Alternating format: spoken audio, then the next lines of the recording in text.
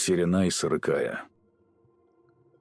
Жизнь Серенай Сарыкаи превратилась в затяжной триллер, когда ее начал преследовать одержимый фанат по имени Абдулла. Это не были просто письма, безумец перешел к активным действиям, выслеживая актрису по всему Стамбулу и изучая каждый ее шаг.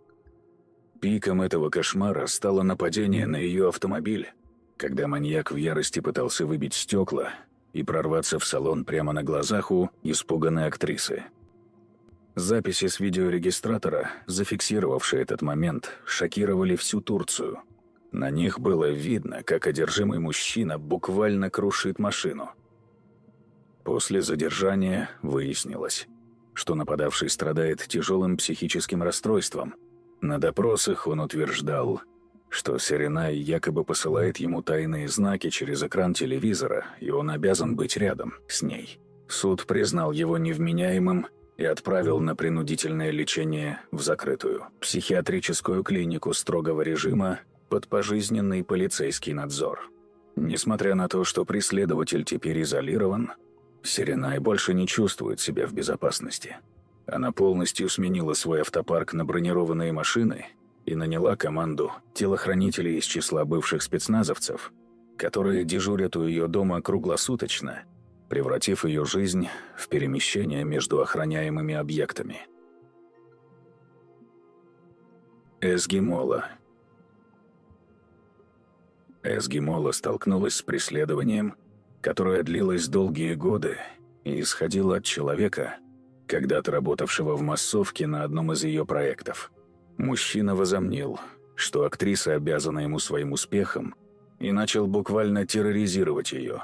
Караулил у выходов из театров, засыпал оскорблениями и угрожал изуродовать ее лицо, если она не согласится на личную встречу.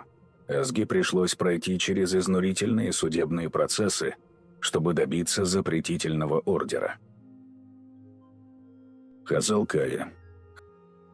Хазал Кая стала одной из первых звезд, кто открыто заговорил о кибершантаже и реальной опасности преследования со стороны фанатов.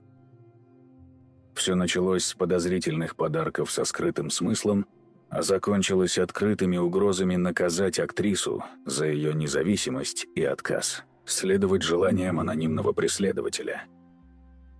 Хазал не стала молчать и подала в суд, однако даже после вынесения приговора она долгое время жила в состоянии паники, опасаясь за безопасность своей семьи и детей. Неслихан Атагюль. Для Неслихан Атагюль обратная сторона славы обернулась кошмаром, о котором она долго боялась говорить открыто. Актриса столкнулась с патологически навязчивым поклонником, чья любовь быстро переросла в опасную одержимость после того, как он не получил ответа на свои многочисленные письма.